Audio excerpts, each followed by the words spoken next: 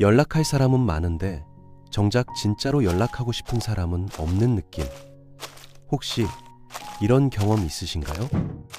SNS 친구는 수백 명인데 막상 힘들 때 떠오르는 이름은 하나도 없고, 메신저는 계속 울리는데 그 어떤 대화도 당신을 채워주지 못하는 그 기분 말이에요. 지금 이 영상을 보고 있는 당신도 이 상태에 있을 가능성이 상당히 높습니다. 그리곤 당신만 그런 게 아닙니다. 이건 단순히 외롭다는 감정의 문제가 아니거든요. 당신의 몸과 뇌를 실제로 파괴하고 있는 생물학적 위기예요. 그리고 지금 이 순간에도 수백만 명이 이 고독이라는 감옥에 갇혀 있습니다. 자, 이 이야기를 한번 깊이 들여다보겠습니다. 미국에서 진행된 대규모 조사 결과를 보면 전체 인구의 절반 가까이가 규칙적으로 외로움을 느낀다고 답했어요. 영국은 더 심각한데 특히 젊은 층에서 18세에서 34세 사이 성인 10명 중 6명이 자주 고독을 경험한다고 보고했습니다. 이상하지 않나요? 인류 역사상 가장 많은 사람들과 연결될 수 있는 시대에 살고 있는데 정작 우리는 그 어느 때보다 단절되어 있다는 겁니다. 여기서 중요한 걸 하나 짚고 넘어가야 하는데, 혼자 있는 것과 외로움은 완전히 다른 개념이거든요. 누군가는 완벽한 고독 속에서 황홀함을 느끼는 반면 또 다른 사람은 친구들에 둘러싸여 있어도 견딜 수 없는 공허함을 경험하죠. 외로움이란 건 철저하게 주관적인 감정입니다. 당신이 외롭다고 느끼면 그게 바로 외로운 겁니다. 객관적 기준 같은 건 없어요. 많은 사람들이 오해하는 게 있는데, 외로움은 사교 능력이 부족한 사람들만 겪는다고 생각한다는 거예요. 하지만 광범위한 인구 연구들이 밝혀낸 바에 따르면 성인의 사회적 관계 형성에 있어서 대화 능력이나 행동 방식 같은 사교 기술은 거의 아무런 차이를 만들지 못했습니다. 누구나 외로움에 빠질 수 있다는 뜻이죠.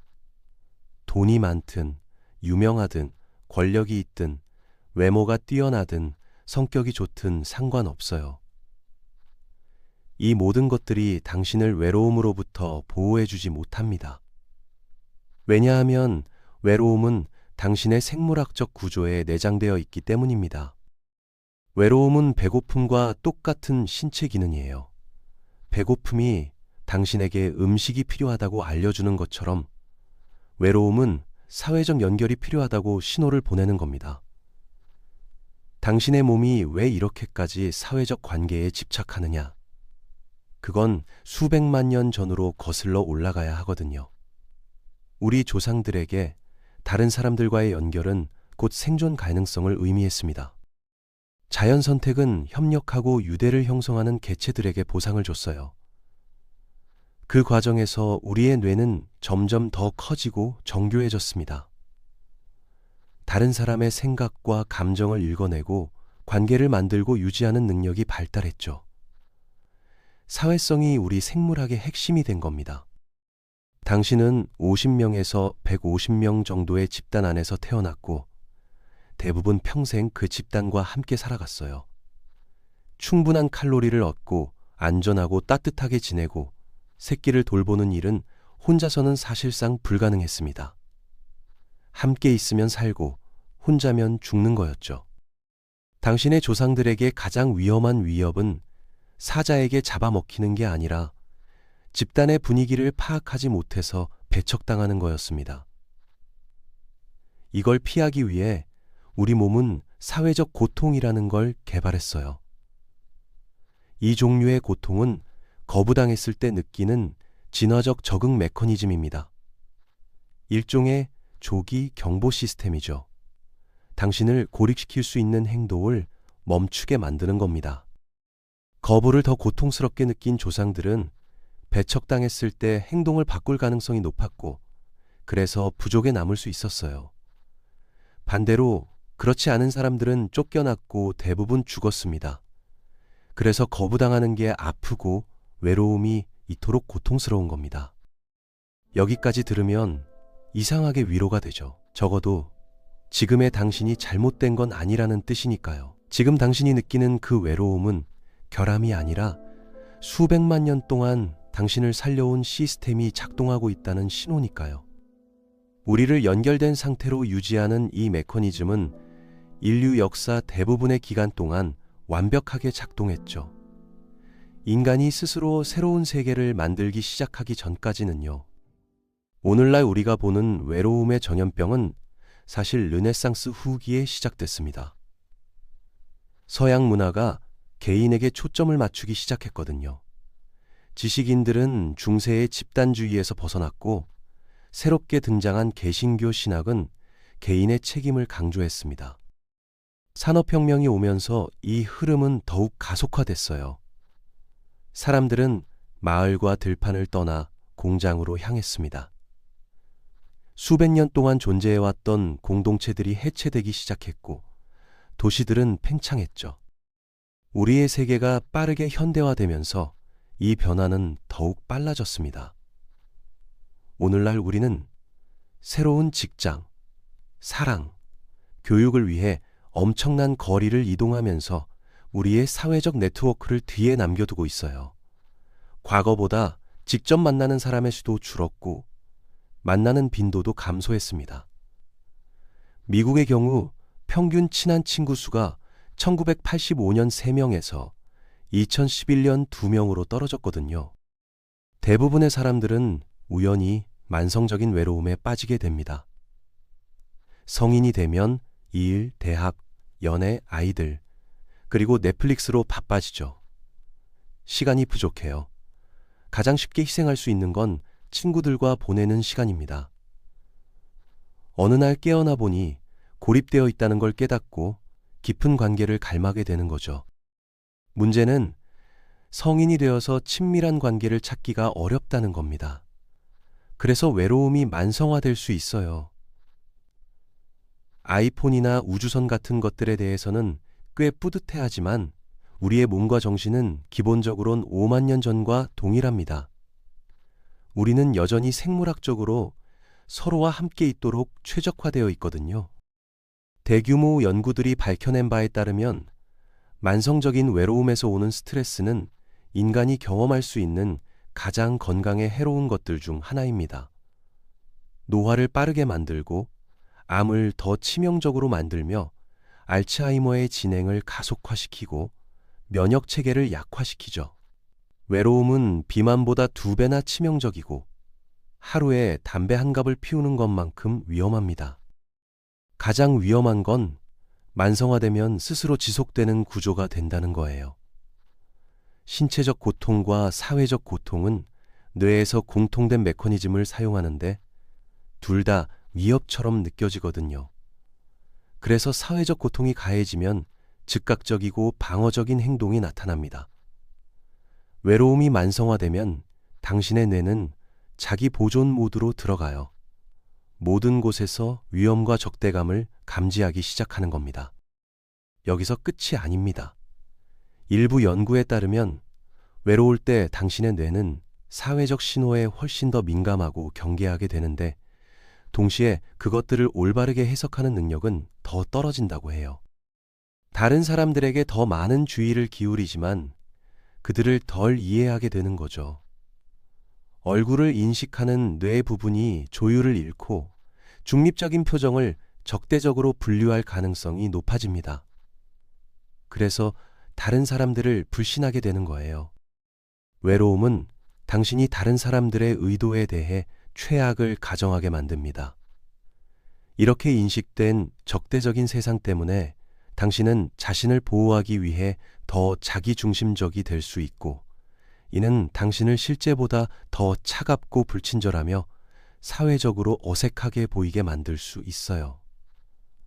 외로움이 당신의 삶에 강한 존재가 되었다면 가장 먼저 할 수 있는 건 당신이 갇혀 있을 수 있는 악순환을 인식하는 겁니다. 보통 이런 식으로 진행되거든요. 초기의 고립감이 긴장과 슬픔으로 이어지고 이것이 당신의 주의를 다른 사람들과의 부정적인 상호작용에 선택적으로 집중하게 만듭니다. 이는 자신과 타인에 대한 생각을 더 부정적으로 만들고 그러면 행동이 변하죠. 사회적 상호작용을 피하기 시작하고 이는 더 많은 고립감으로 이어집니다. 이 사이클은 매번 더 심각해지고 빠져나오기 어려워져야. 외로움은 당신이 수업 시간에 다른 사람들로부터 멀리 앉게 만들고 친구가 전화할 때 받지 않게 하며 초대를 거절하게 만듭니다. 결국 초대가 끊기는 거죠. 우리 각자는 자신에 대한 이야기를 가지고 있는데 만약 당신의 이야기가 사람들이 당신을 배제한다는 내용이 되면 다른 사람들도 그걸 감지하게 됩니다. 그래서 외부 세계는 당신이 느끼는 대로 변할 수 있어요. 이건 종종 수년에 걸쳐 천천히 스며드는 과정이고 우울증과 연결을 갈망하면서도 막는 정신 상태로 끝날 수 있습니다. 여기서 벗어나기 위해 시도해 볼 수 있는 첫 번째는 외로움이 완전히 정상적인 감정이며 부끄러워할 일이 아니라는 걸 받아들이는 겁니다. 말 그대로 모든 사람이 인생의 어느 시점에서 외로움을 느끼거든요. 이건 보편적인 인간 경험입니다. 감정을 제거하거나 무시한다고 마법처럼 사라지지 않아요. 하지만 그걸 느낀다는 걸 받아들이고 원인을 제거할 수는 있습니다. 한번 시도해 볼 만한 건 당신이 무엇에 주의를 집중하는지 스스로 관찰해 보는 거예요. 혹시 부정적인 것들에만 선택적으로 집중하고 있진 않은지 확인해 보는 겁니다. 동료와의 상호작용이 정말 부정적이었나요?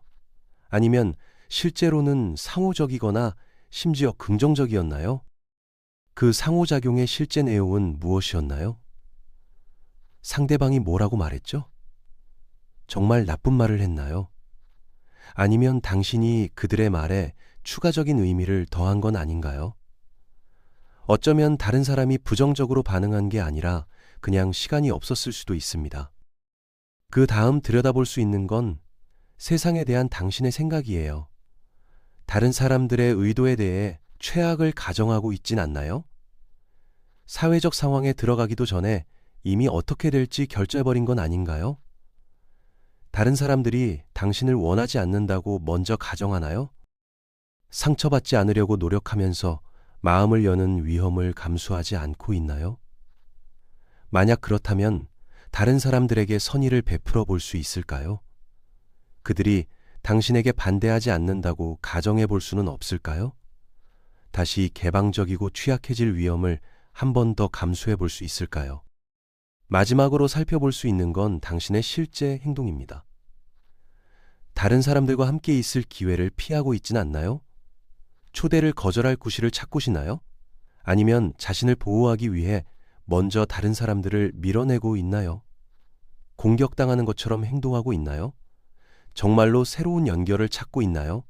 아니면 현재 상황에 안주하게 된 건가요? 이 중 하나만 떠올려도 충분합니다. 모든 걸 한꺼번에 바꿀 필요는 없어요. 물론 모든 사람과 각 상황은 독특하고 다르며 단순한 내성만으로는 충분하지 않을 수 있습니다. 만약 혼자서 상황을 해결할 수 없다고 느낀다면 전문적인 도움을 받으려고 노력해 보세요. 이건 약함의 표시가 아니라 용기의 표시입니다. 외로움을 해결해야 할 순수한 개인적 문제로 보든 아니면 공중보건 위기로 보든 이건 더 많은 관심을 받을 가치가 있는 문제예요. 인간은 놀라울 정도로 대단한 세상을 만들어냈습니다. 하지만 우리가 만든 빛나는 것들 중 어떤 것도 연결에 대한 우리의 근본적이고 생물학적인 욕구를 만족시키거나 대체할 수 없거든요. 대부분의 동물들은 물리적 환경에서 필요한 것을 얻습니다. 우리는 서로에게서 필요한 것을 얻어요. 그리고 우리는 그걸 바탕으로 인공적인 인간 세계를 만들어야 합니다. 외로움은 당신이 약하다는 증거가 아닙니다. 누군가와 연결되고 싶다는 아주 건강한 신호일 뿐이에요. 오늘 당장 뭘 바꾸지 않아도 괜찮습니다. 다만 이 감정이 나만의 결함은 아니라는 것만 기억해 주세요. 우리가 진정으로 연결되어야 할 대상은 화면이 아니라 바로 옆에 있는 사람이니까요.